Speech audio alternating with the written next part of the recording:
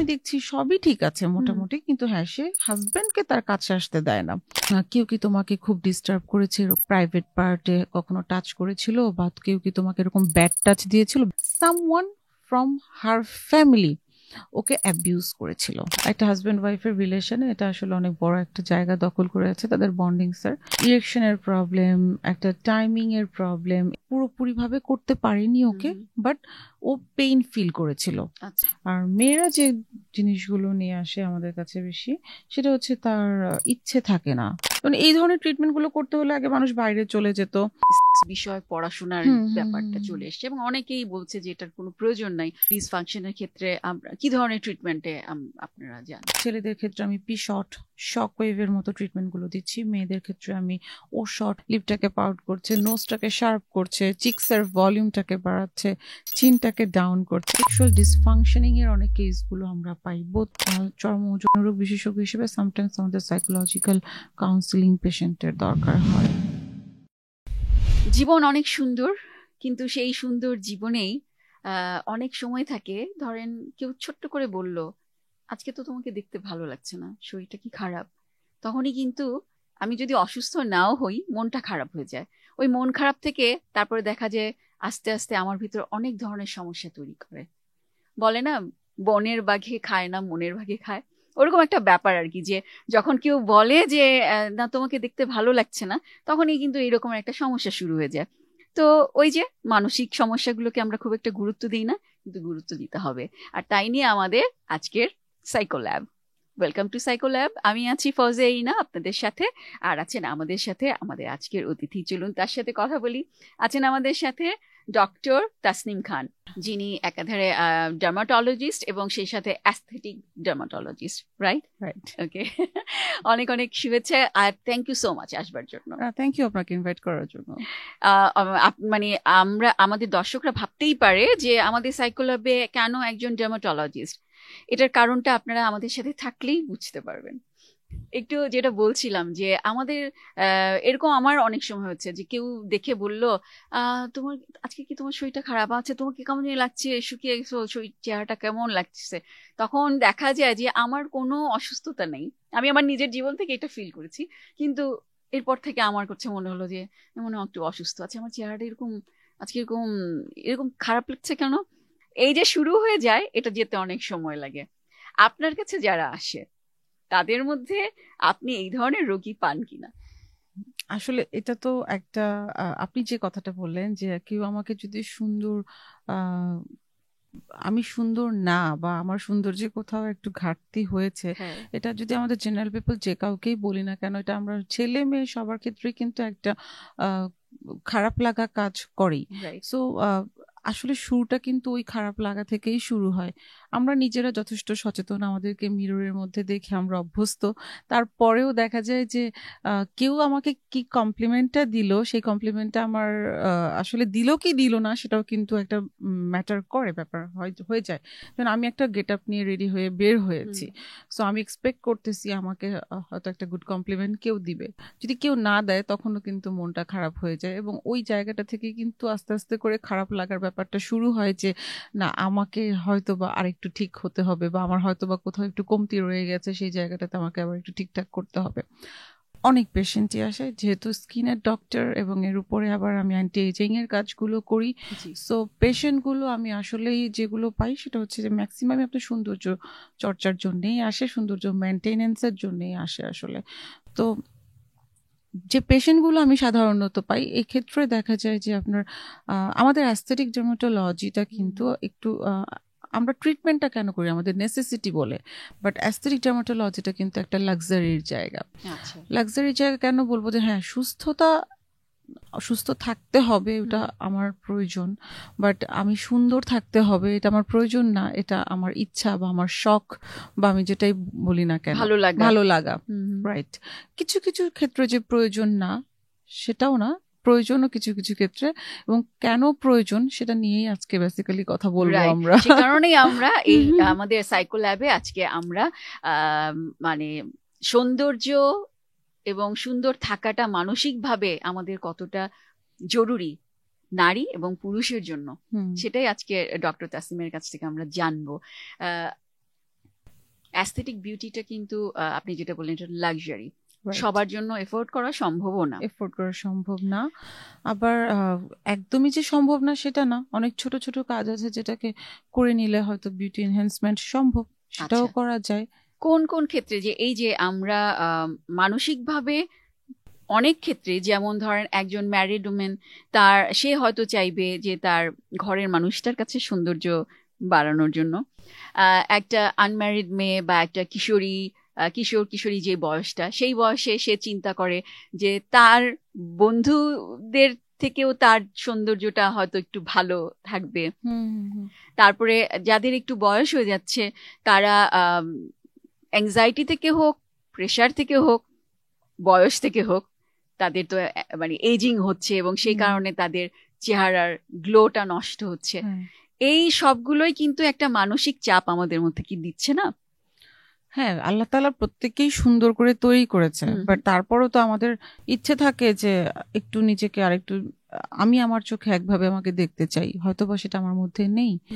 সেটা যখন আমি করতে চাই, সেটার ইচ্ছা থাকাটাও এক ধরনের চাপ বলবো, কারণ এফোর্ড করার একটা ব্যাপার থাকে। আবার আমার অপোজিটে যে পার্সনটা আছে, সে আমার বন্ধু হোক, আমার হাজব্যান্ড হোক, বা আমার ছেলে মেয়ে হোক, যেই হোক না কেন, তো তারাও আমাকে একটা কমেন্ট পাস করতেছে, তো ওই কমেন্টটা আসলে আমার ভালো লাগছে না, তো ওটাকেও আমার রিকভারি করতে হবে আমার নিজের মধ্যে, সেটাও কিন্তু এক ধরনের মানসিক চাপ। কারণ ইটস এক্সপেন্সিভ ট্রিটমেন্ট। এক্সপেন্সিভের কথা আসলে বলবো না, যদি এটা বলি যে হ্যাঁ আমাকে ভালো লাগছে না, এটাই কিন্তু আসলে সবচেয়ে বড় pressure. So pressure definitely, like আমাদের কাছে অনেক পেশেন্ট আসেন যারা এসে কমপ্লেইন করেন যে ডক্টর আমার বয়স 40 হয়ে যাচ্ছে। ইভেন আজকে চেম্বার শেষ করে আমি এখানে এসেছি, আজকের একটা স্টোরি আমি আপনাকে যদি বলি, she is near about 40-41। 6 month আগে উনি আমাকে একবার দেখিয়ে গেছেন, তারপর 6 মান্থ উনি আর আসেননি, সাডেনলি আজকে আসছেন। এত এত এত এত কমপ্লেন করছেন, অনেক কমপ্লেন, তার এখানে সমস্যা, ওখানে সমস্যা, বিভিন্ন সমস্যা। তো আমি বললাম, আপনি 6 মান্থ কোথায় ছিলেন? আপনাকে তো ট্রিটমেন্ট দেওয়া হয়েছিল, তারপর আপনি আসেন নাই কেন? বলে, ডক্টর আমি আসলে আমার মা মারা গেছেন, একটা প্রেশারে ছিলাম, আমি বাচ্চাদেরকে দেখতে হয়, বিভিন্ন ঝামেলায় থাকি, এগুলোর একটা প্রেশার আমার উপর দিয়ে যায়। বলছে হ্যাঁ এগুলো তো যাবেই, তারপরও কেন আসেননি, বা এখনই বা কেন আসছেন? আপনি তো ট্রিটমেন্ট যেগুলো নিচ্ছিলেন, যেহেতু আপনি আসতে পারেননি, সো আমি একটা প্রেসক্রিপশন করে আপনাকে দিয়েছিলাম, এই প্রেসক্রিপশনটাও ফলো করছিলেন? হ্যাঁ করছি। উনি বলছেন তাহলে হঠাৎ করে কি হলো? বলছে ডক্টর ব্যাপারটা হয়ে গেছে কি, আমার হাজব্যান্ড একজন এক্সপোর্টের বিজনেস করেন, বিজনেসম্যান, উনি এক্সপোর্টের বিজনেস করেন, সো ওনাকে বিভিন্ন দেশে যেতে হয়, বিভিন্ন দেশে যান উনি। সো মানে ওনার ল্যাঙ্গুয়েজটা এরকম যে আমার হাজব্যান্ড তো বিভিন্ন দেশে যাচ্ছে, অনেক সুন্দর সুন্দর লোকজনের সাথে উনি উঠা বসা করতেছে, সো আমাকে ওনার ভালো লাগে না। আমাকে ওনার ভালো লাগে না। ছোটবেলায় আমার বিয়ে হয়েছে, 20 বছর বয়সে বিয়ে হয়েছে, 20 বছর পর এখন আমার হাজবেন্ড আমার ভালো লাগে না, কারণ আমার চেহারা একটু কালো দাগ হয়ে গেছে, বয়সের ছাপ পড়ে গেছে। তো উনি অনেকগুলো কথা একসাথে আমাকে বলে ফেলছেন। তো অ্যাট দ্য এজ অফ 40 একটা মেয়ের যে চেঞ্জেস গুলো আসে, এটা তো নর্মাল, যে কোনো হিউম্যান বিং এর মধ্যেই এই চেঞ্জেস গুলো আসবে। বাট ওনার মধ্যে যে স্ট্রেস লেভেলটা, মানে উনি নিজেকে আসলে হাজবেন্ডের জন্য রেডি করতে হবে, এটা একটা ব্যাপার। একটা ব্যাপার হচ্ছে হয়তো এফোর্ড করার একটা ব্যাপার, একটা ব্যাপার হচ্ছে হীনমন মানসিকতায় ভোগার একটা ব্যাপার। সবকিছু মিলেই কিন্তু ওনার মধ্যে একটা নেগেটিভ ইম্প্যাক্ট তৈরি হয়ে গেছে। ইটস এ সাইকোলজিক্যাল ডিসঅর্ডার, যেটা ওনার নিজের তৈরি করা না, আবার অনেক ক্ষেত্রে নিজের তৈরি করা। আমরা এমন হতেই পারি, হয়তো আমি কি আর করবো না, হোয়াট এভার আই এম, ঠিক আছে, আমাকে যে একসেপ্ট করবে এভাবে করো। বাট ওই যে লোকের কথা, ওটার যে সাইকোলজিক্যাল ইম্প্যাক্ট, এটা আসলে বিশাল একটা জায়গা দখল করে আছে। অ্যান্ড সামটাইমস আমরা কিন্তু এরকম চিন্তা করি যে আমাদের যে ক্লিনিকগুলো হয়, আমরা আমাদের কিছু পেশেন্টকে কিন্তু আমরা আপনার সাইকোথেরাপিও দিই। সাইকোথেরাপি না বলে যদি বলি যে কাউন্সেলিং এর জন্য পাঠাই সাইকোলজিস্টের কাছে, সেটাও কিন্তু আমরা করি। আবার অনেক ক্ষেত্রে আমরা এরকম কিছু কেসও পাই যে হাজব্যান্ড, আমি যেহেতু চর্ম ও যৌন রোগ দুটোই দেখি আমি, সেই ক্ষেত্রে আপনার সেক্সুয়াল ডিসফাংশনিং এর অনেক কেসগুলো আমরা পাই, বোথ মেল অ্যান্ড ফিমেল। অনেক ক্ষেত্রেই আসে, ইউজুয়ালি আমাদের দেশে কি হয়, ওয়াইফরা কিন্তু এক্সপোজড হতে চায় না, বা যদি তাদের নিজস্ব ইন্টিমেন্সিতে কোনো ধরনের প্রবলেম হয়, হাজব্যান্ড হয়তো ওয়াইফকে বলছে যে তুমি কেন অ্যাক্টিভ না, তখন ওয়াইফ হয়তো কমপ্লেন করছে যে আমি সারাদিন কাজ করছি, আমি টায়ার্ড হয়ে যাচ্ছি, আমি আমার নিজেকে আর ওভাবে রেডি করতে পারি না তোমার জন্য। কিংবা অনেক ক্ষেত্রেই হয় যে আসলে এই জিনিসটা হয়। আবার অনেক ক্ষেত্রে হয়তো একটা মেয়ে বুঝতে পারছে তার প্রবলেম, বাট আমাদের সোশ্যাল স্টিগমা যেটা আছে সেই ব্যারিয়ারটাকে ভেঙে সে বের হয়ে এসে একজন ডক্টরের সাথে কনসাল্ট করবে, এটাও যেমন তার মধ্যে একটা সংকোচন কাজ করে। আবার এটাও চিন্তা করে যে যখনই কেউ বুঝে যাবে যে আমার মধ্যে প্রবলেম, তখন হয়তো আমার হাজবেন্ড আমার থেকে আরো বেশি দূরে সরে যাবে। তো আসলে বিভিন্ন ধরনের সাইকোলজিক্যাল প্রবলেমগুলো আমরা ডিল করি। এই ক্ষেত্রে আমরা চর্ম যৌনরোগ বিশেষজ্ঞ হিসেবে সামটাইমস আমাদের সাইকোলজিক্যাল কাউন্সিলিং পেশেন্টের দরকার হয়। তারপরে সেটার সাথেও আপনারা তখন ট্রিটমেন্টটা তাদেরকে দিচ্ছেন। 100% ট্রিটমেন্ট তো আমাদের মেইন কোর্সটাই হচ্ছে ট্রিটমেন্ট, বাট সাইকোথেরাপিটা দিলে হয় কি যে তার নিজের বোঝার ক্ষমতাটা বাড়বে, আস্থাটা বাড়ে যে না, it's not a disease, it's maybe আমার থিঙ্কিং এর একটা চেঞ্জ যেটা নেগেটিভ ইম্প্যাক্ট পড়ছে আমার ডেইলি লাইফে। তখন হয় কি যে পজিটিভ কিছু এনার্জি যদি তাকে দেওয়া হয়, উনি কিন্তু নিজে থেকেই নিজেকে অনেকটাই বুস্ট আপ করতে পারে। বেশিরভাগ ক্ষেত্রে একটা সময় আমাদের একটা ধারণা ছিল যে মেয়েরা সাজগোজ করবে, তখন ছেলেরা বলবে না এত সাজগোজের দরকার কি, কিন্তু একটা মেয়ে সুন্দর হয়ে থাকবে এটাই কিন্তু নেচার, বা এটাই কিন্তু আমরা দেখে অভ্যস্ত যে একটা মেয়ে সুন্দর হয়ে থাকবে। তো সেই সৌন্দর্যের ক্ষেত্রে বিভিন্ন সময় বিভিন্ন ধরনের ট্রিটমেন্ট এসছে কিংবা প্রসাধনী এসছে। এখন যেটা খুব বেশি চলছে সেটা হচ্ছে অ্যাস্থেটিক। তো এই অ্যাস্থেটিক বিউটি ক্ষেত্রে আপনারা কি কি ধরনের ট্রিটমেন্টের ক্ষেত্রে কোনগুলোকে আপনারা বেশি প্রেফার করছেন, মানে আপনার ক্লায়েন্ট মানে রোগীদের জন্য? এটা তো বেসিক্যালি ডিপেন্ড করে আপনার একটা পেশেন্টের নিডের উপরে। যেহেতু আমি অ্যান্টি এজিং এক্সপার্ট, সেক্ষেত্রে অ্যান্টি এজিং এর কাজগুলো আমি করি। বোটক্স করছি, ফিলার করছি, থ্রেডস করছি, পাশাপাশি হাইফু আছে, হাই ইন্টেন্সিটি ফোকাসড আল্ট্রাসাউন্ড, যেগুলো স্কিনকে লিফট করতে হেল্প করে, স্যাগিনেসটাকে রিমুভ করে, আপনার ভলিউম কমে গেলে সেই ভলিউমটাকে আমরা রিকনস্ট্রাকশন করি, কখনো কখনো হচ্ছে আপনার রিঙ্কেলগুলোকে আমরা রিমুভ করছি। এটা প্রয়োজন, এবং আপনার সৌন্দর্য বর্ধন দুটো ক্ষেত্রেই হচ্ছে। কখনো এটা প্রয়োজন, বা কখনো হচ্ছে নিজের ইচ্ছায় হয়তো আমি আমার বিউটিটাকে এনহ্যান্স করতে চাচ্ছি। যেমন আজকালকে শুনবেন যে ভি শেপ ফেস আমরা অনেকেই চাই, হ্যাঁ, লিপটাকে আমি পাউট করতে চাই, আমার লিপটা একটু ভলিউম দিতে চাই, থিন লিপ তারা চাইতেই পারে। থিন লিপ না হলেও এখন ইয়াং জেনারেশন যারা, বা আমি ইয়াং জেনারেশনের কথা বলবো না, আমাদের লাইক মিডল এজ যারা আছেন তারাও কিন্তু অনেক বেশি সচেতন, লিপটাকে পাউট করছে, নোজটাকে শার্প করছে, চিকসের ভলিউমটাকে বাড়াচ্ছে, চিনটাকে ডাউন করছে, অনেক অনেক ধরনের কাজ এগুলো আমরা করি।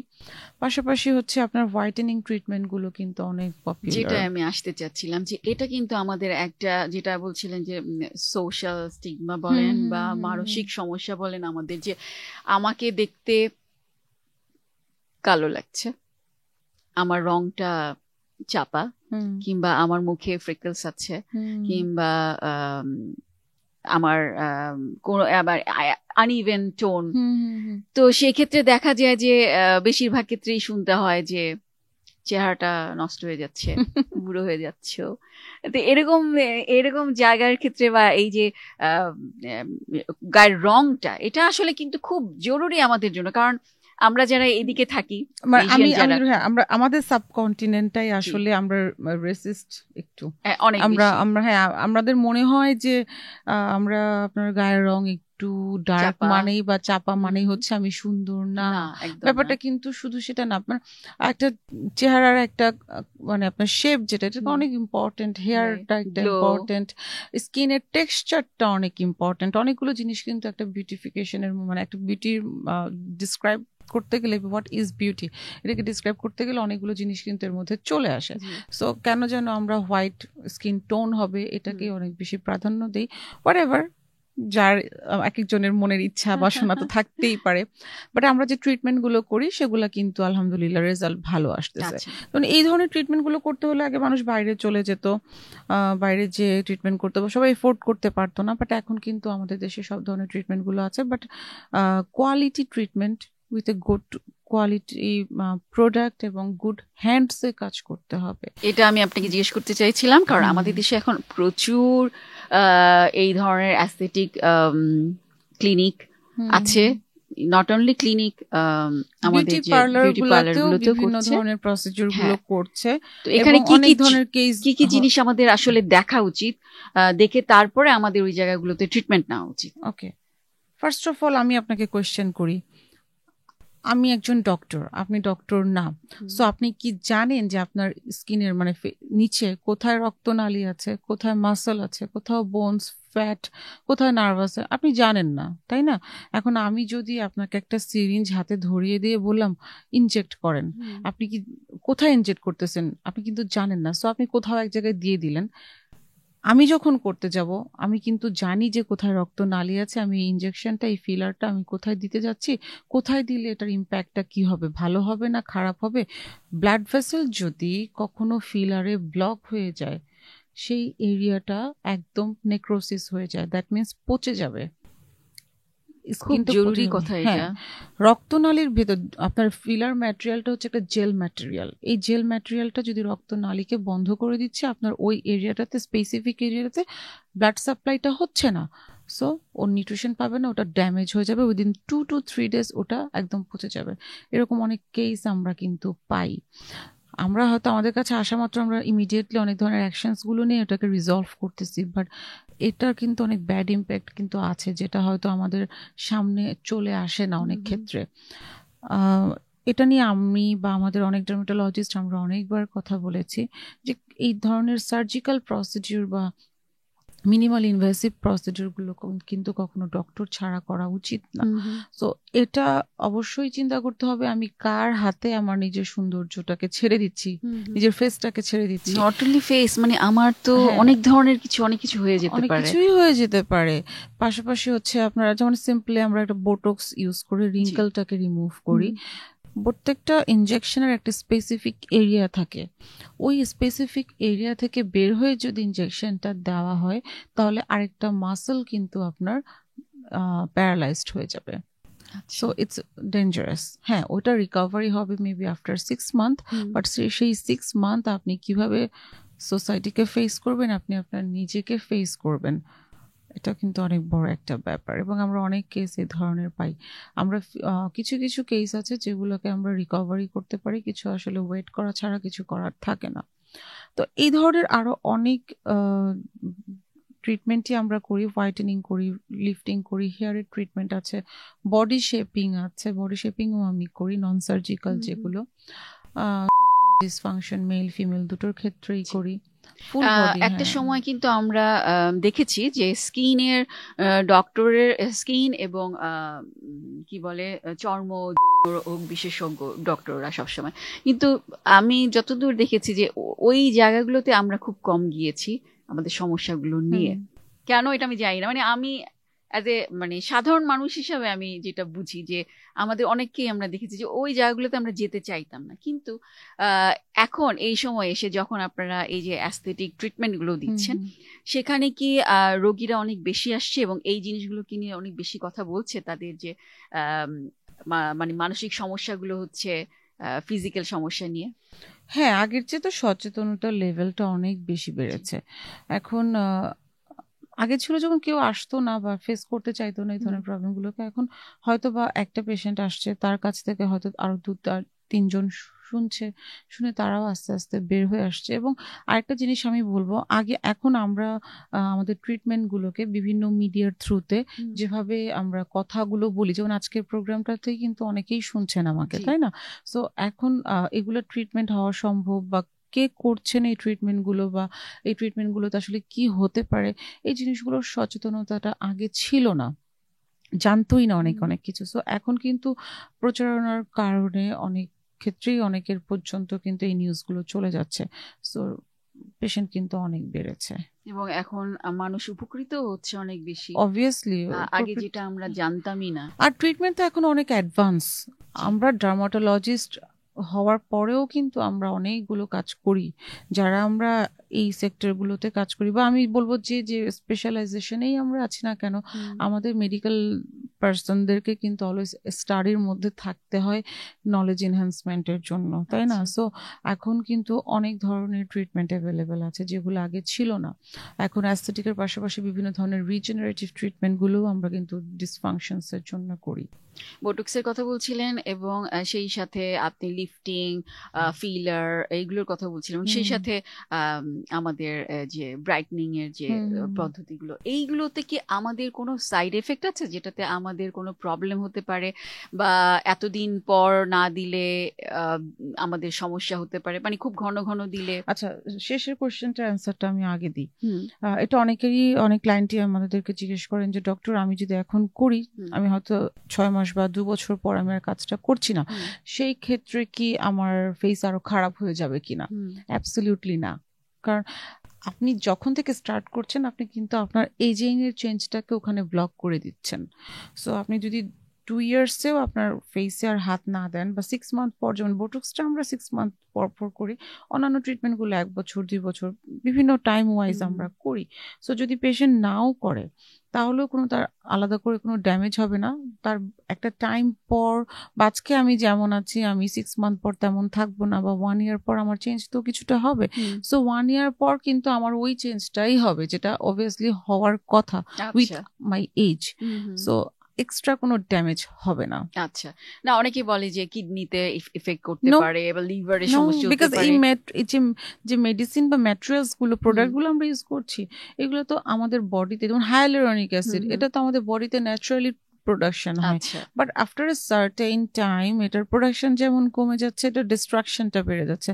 সো আমরা এটাকে বাইরে থেকে ইন্ট্রোডিউস করছি। হোয়াট অ্যাবাউট দ্য আমাদের যে গ্লুটাথায়ন বা আমাদের যে ব্রাইটেনিং? হ্যাঁ, গ্লুটাথায়ন নিয়ে কিন্তু অনেক ধরনের কথা আছে, কন্ট্রোভার্সি আছে।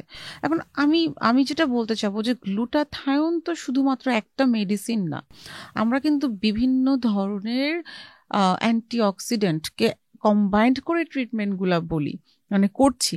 এখানে তো অনেকগুলো ভিটামিনস থাকে, অ্যান্টিঅক্সিডেন্ট তো টোটালি ভিটামিন, তাই না? সো এই বিভিন্ন ধরনের ভিটামিন গুলোকে আমরা কম্বাইন্ড করে ইনজেকশনটা দিচ্ছি। এক গ্লুটাথিয়ন নিয়ে আসলে মানুষের এত মাতামাতি কেন?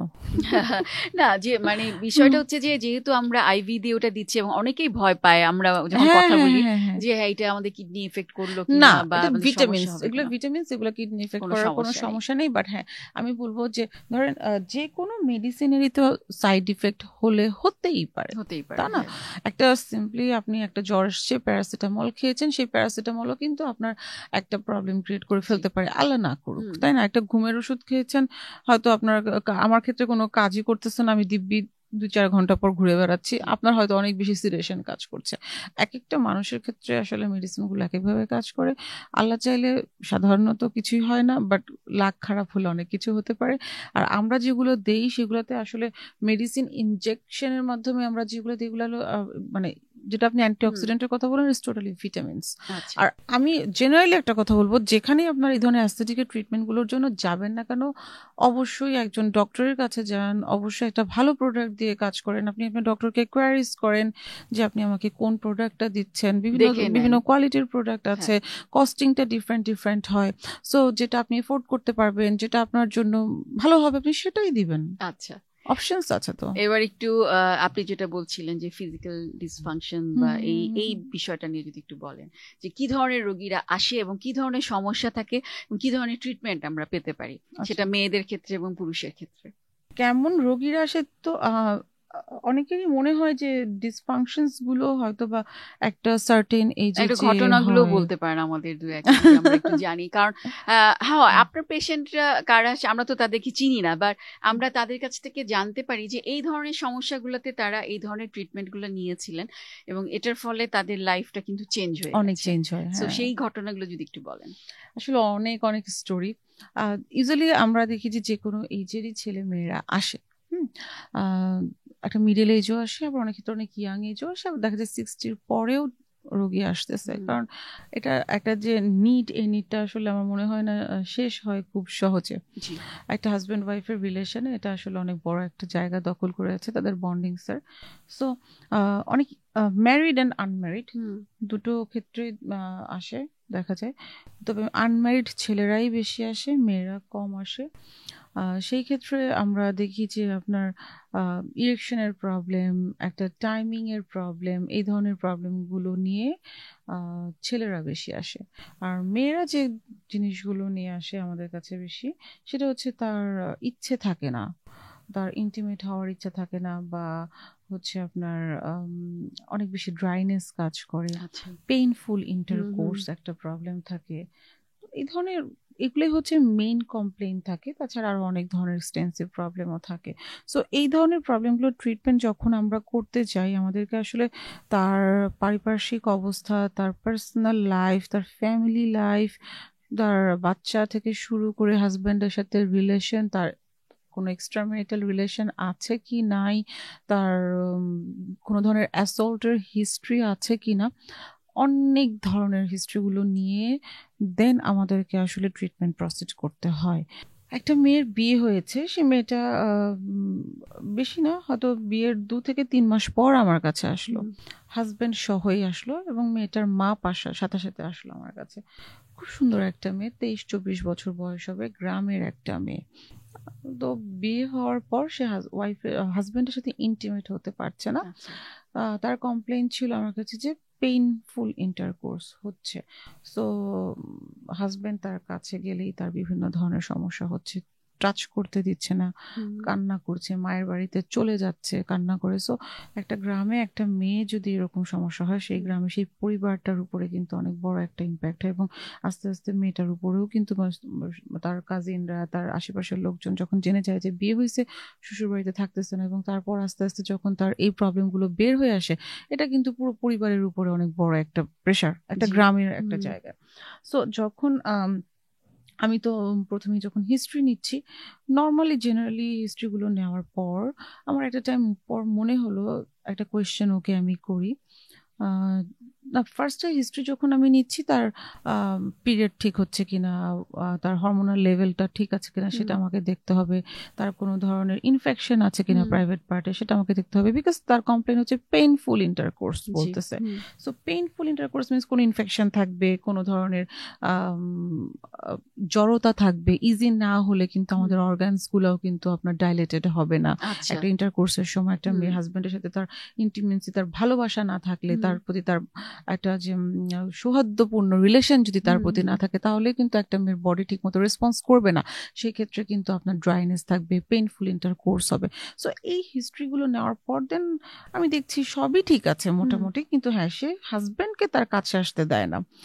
দেন আমি যখন হিস্ট্রিটা নিলাম, যে আমি হাজবেন্ডকে প্রথমে রুম থেকে বললাম যে আপনি একটু বসেন, আমি ওর সাথে একটু কথা বলি আলাদা করে।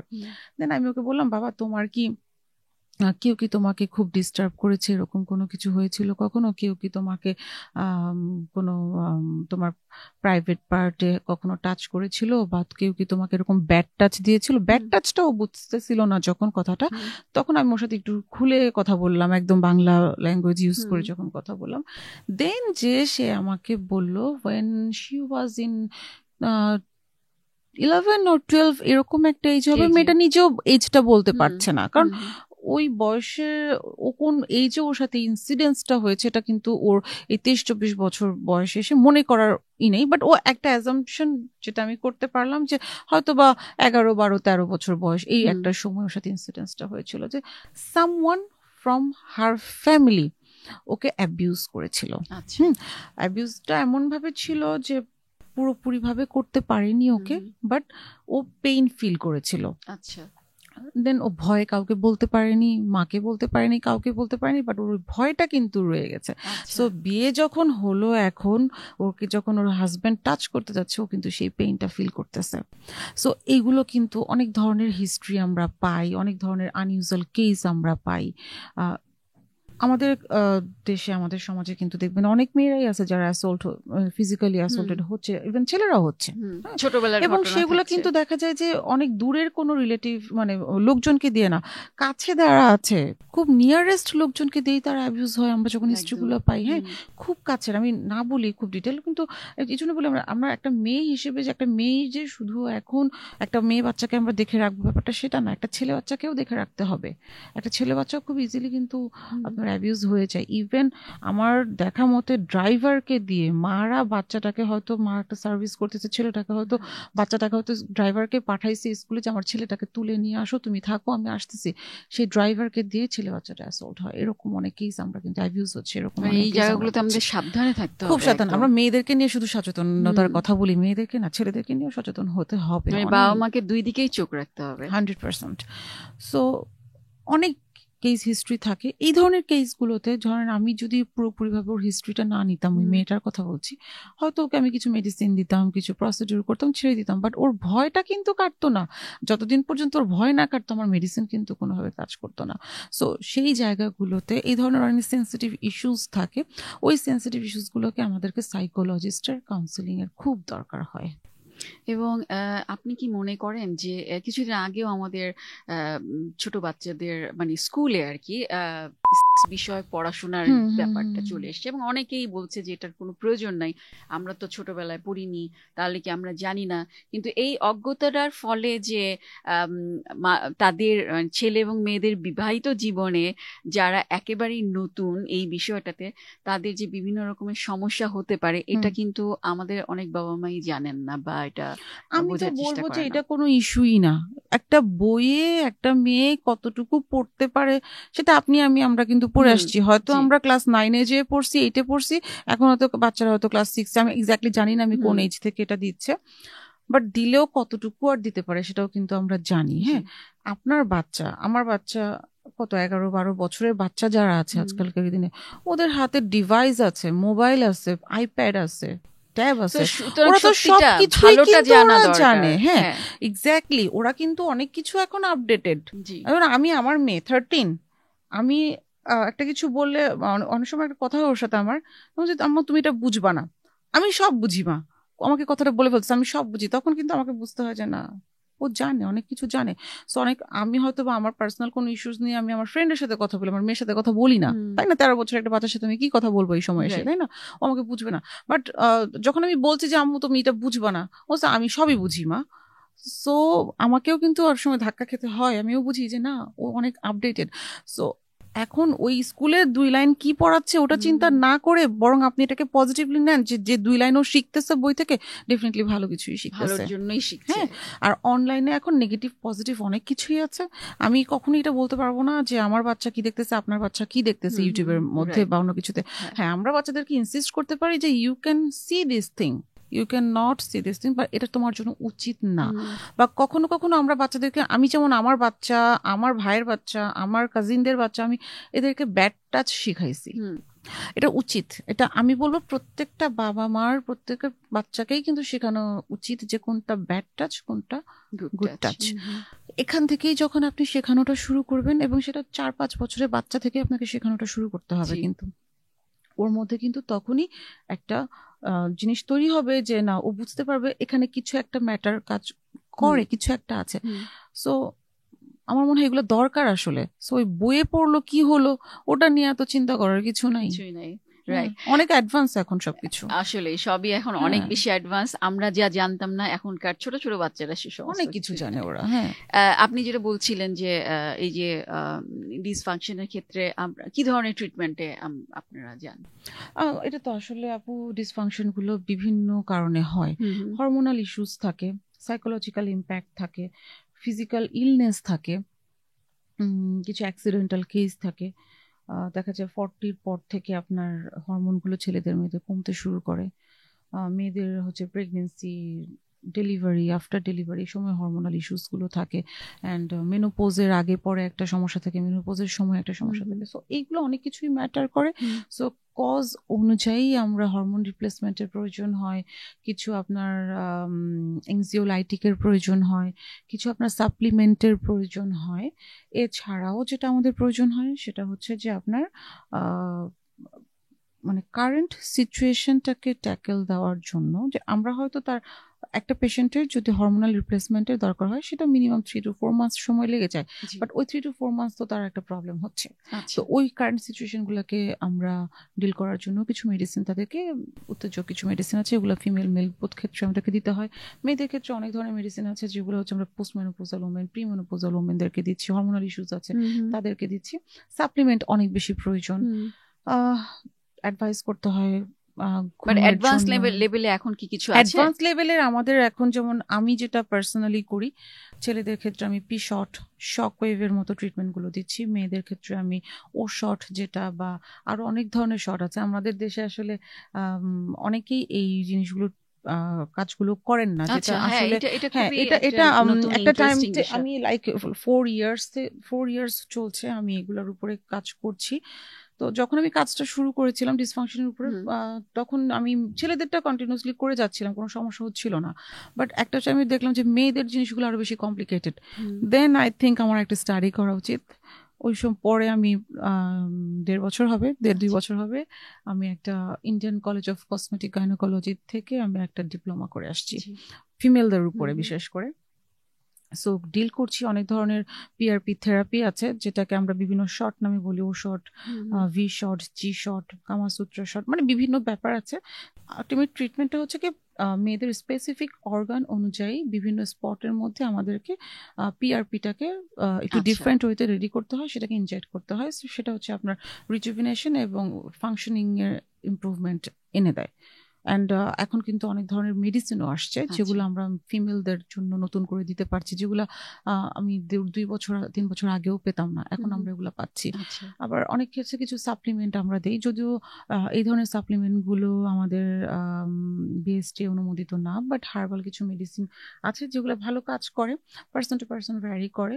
আমরা মেডিসিন হিসেবে ওগুলো আমরা অনেক সময় দিই। আচ্ছা, পিআরপির কথা বলছিলেন, পিআরপি কিন্তু এখন অনেক কিছুতে আমরা ব্যবহার করছি, চুল, ফেস, কোথায় করছি না, কোথায় করছি না। এই বরং পিআরপিটা আমাদের নিয়ে একটু dermatologist বলবেন, কারণ অনেক অনেকে বেশি ভয় use পায় হচ্ছে। পিআরপিটা, অনেকেই জানে না, অনেকেই যে সিরিঞ্জে যে খোঁচা Prick খাওয়া, হবে, prick-এ ব্যথা হবে, এটা খুব ব্যথা হ্যাঁ, হবে, এবং অবশ্যই experienced hand definitely, very necessary. definitely. So এই পিআরপিটা একটু আমরা শেষের দিকে চলে এসেছি, পিআরপিটা নিয়ে একটু যদি বলেন। আমরা পিআরপিটা হচ্ছে আসলে ভেরি সেফ একটা ট্রিটমেন্ট এবং খুব কাজ করে এরকম, যেন অল্প খরচে আমি একটা সাইড ইফেক্ট ছাড়া যদি কোনো প্রসিডিউর করতে কেউ চায়, আমি বলি পিআরপি করেন। ফেসে কতবার করতে হবে? ফেসে আমি ইউজুয়ালি 5টা সেশন দেই, 3 উইকলি। কারণ পিআরপি হয় কি আমাদের অনেক প্রবলেমের সলিউশন একসাথে পাওয়া যায়। আপনার অ্যান্টি রিঙ্কেল ট্রিটমেন্ট, স্কিনটাকে আপনার রিজুভিনেশন করছে, আপনার স্কিনের ভলিউমটাকে, স্কিনের থিকনেসটাকে বাড়াচ্ছে। অনেকের অনেক ইস্যুস থাকে, বার্নিং সেন্সেশন হয়, স্কিনের বিভিন্ন ধরনের রং ফর্সাকারী ক্রিম ইউজ করে যে পরিমাণ স্কিনকে ড্যামেজ করে আসে, চামড়া পাতলা হয়ে যায়, লাল হয়ে যায়, রক্তনালী দেখা যায়, বার্নিং হয়। সো এই ধরনের কেসগুলোতে সেফেস্ট ট্রিটমেন্ট হচ্ছে পিআরপি। আমরা যখন একটা ড্যামেজ স্কিনকে ট্রিট করতে চাই, আমরা ওটার মধ্যে অনেক কিছু করতে পারি না, আমরা কোনো কেমিক্যালস ইউজ করতে গেলে ওর আরো বেশি কষ্ট হয়। সেই ক্ষেত্রে পিআরপি হচ্ছে একটা সেফ ট্রিটমেন্ট, যেটা অনেকগুলো প্রবলেমকে একসাথে ট্রিটমেন্ট করতে পারে। সুতরাং এখন পিআরপি কিন্তু পা থেকে চুল, পা থেকে মাথা পর্যন্ত সবকিছুতে পিআরপি অনেক লাগবে। কিছু। এবং আপনি অনেক ট্রিটমেন্ট দিচ্ছেন যেগুলো এখন অনেক সমস্যা থেকে তাদেরকে দূরে রাখছে। আমার মনে হয় যারা দেখছেন শুনছেন তারা এটা থেকে অনেক উপকৃত হবেন, যে আপনাদের ব্যক্তিগত অনেক সমস্যা থাকবে যেগুলো আগে মনে করতেন যে না এগুলো সমাধান করা সম্ভব না, অনেক আপনি যেটা বলছিলেন ডিসফাংশন, সেইগুলো থেকেও উপকৃত হতে পারেন শুধুমাত্র এক পিআরপি থেকে। মানে এটা ছাড়া তো আরো অনেক কিছু আছে, এটা তো লাগে, মেডিসিন লাগে, এবং আমরা কিছু ডিভাইসও ইউজ করি। হ্যাঁ, প্লাজমা থেরাপি আছে, ফোটন লেজার্স আছে। আমাদের দেশে যদিও এগুলোর ইউজ এখনো ওভাবে এত এক্সটেন্সিভলি হচ্ছে না, বাট ইনশাল্লাহ হয়তো আমরা খুব তাড়াতাড়ি এগুলোকে ইন্ট্রোডিউস করতে পারবো। Thank you so much. মানসিক ভাবে শক্ত থাকার জন্য আসলে আমাদের নিজেদের ছেলে কিংবা মেয়ে যেই হোক না কেন সৌন্দর্যটাকে যত্ন করাটা খুব জরুরি। অবভিয়াসলি, বিকজ আপনার সৌন্দর্য আপনাকে কনফিডেন্ট করবে। আপনি যতটা কনফিডেন্ট হবেন আপনার লাইফ ততটা সুন্দর হবে, কাজ করতে পারবেন, পার্সোনাল লাইফ ডিল করা থেকে সোসাইটিতে নিজেকে প্রেজেন্ট করা, each and everything depends on your look. Whenever you are confident you can deal with anything, আমার তাই মনে হয়। মানে একটু করে মানে ধরে আমার কাছে টাকা নেই, তারপর আমি কালকে থেকে একটু টাকা জমাবো আর অবশ্যই ডক্টরের কাছে যাব, যে একটু করে হলেও আস্তে আস্তে করে নিজের সৌন্দর্য বাড়াবো। We should. Thank you so much for coming. আজকে আপনি আসার জন্য অনেক কিছু জানলাম যেগুলো আসলেই জানা ছিল না। আর মাঝে মাঝে আপনাকে নিশ্চয়ই পাবো আমরা আমাদের যারা দেখছেন তাদের জন্য, যাতে অনেক কিছু শিখতে পারি। আমার ভালো লাগছে কিছু, আমি ধরনের সচেতনমূলক প্রোগ্রামগুলো আগে অনেক বেশি করা হতো, এখন ব্যস্ততার জন্য করা হয় না, বাট ভালো লাগে মাঝে মাঝে কথা বলতে, ভালো লাগে। ইনশাল্লাহ আবার আসবো আপনার কাছে। এখনো অনেক মানে পুরুষ পেশেন্টরা যান নিজেদের সৌন্দর্যের জন্য হোক কিংবা ফিজিক্যাল অনেক মানে ডিসএবিলিটির জন্য, ডিসফাংশনের জন্য, তারা আরো বেশি করে যাবেন এখন আমি আশা করি। কারণ হচ্ছে যেটা ডক্টর বলছিলেন যে এখন অনেক অনেক বেশি অ্যাডভান্স লেভেলের ট্রিটমেন্ট এসছে, কিংবা অনেক ধরনের অ্যাস্থেটিক কি বলে এটাকে, অ্যাস্থেটিক কি বলা হয় এটাকে, প্রসিডিউর এসছে। সুতরাং বেশি চিন্তা করা যাবে না। যখনই একটু মন খারাপ হবে, নিজেকে নিয়ে একটু দুর্বল দুর্বল মনে হবে, তখনই চলে যাবেন ডক্টরের কাছে। আমার অনেক পেশেন্ট আছে যারা হচ্ছে নিজে হ্যাপি থাকার জন্য এই ট্রিটমেন্ট গুলো করে যাচ্ছেন। থ্যাংক ইউ সো মাচ, আবারও দেখা হবে ইনশাআল্লাহ। আপনারা সবাই ভালো থাকবেন, আমাদের সাইকো ল্যাবের সাথেই থাকবেন। সাইকো ল্যাব মানেই কিন্তু আমরা পাগলদের নিয়ে কথা বলছি না, সাইকো ল্যাব মানে হচ্ছে সাইকোলজিক্যাল যেসব প্রবলেম নিয়ে জীবনে প্রতিদিনই আপনারা ফেস করছেন, সেগুলো কাউকে বলা হয় না, এমন কিছু এখানে এসে বলবেন। আপনি বলতে চান, চলে আসুন আমাদের সাথে বসে শেয়ার করে যান আপনার গল্পটাও, এবং আপনার কাছ থেকেও নিশ্চয়ই আমরা কিছু না কিছু শিখতে পারবো। সবাই ভালো থাকবেন।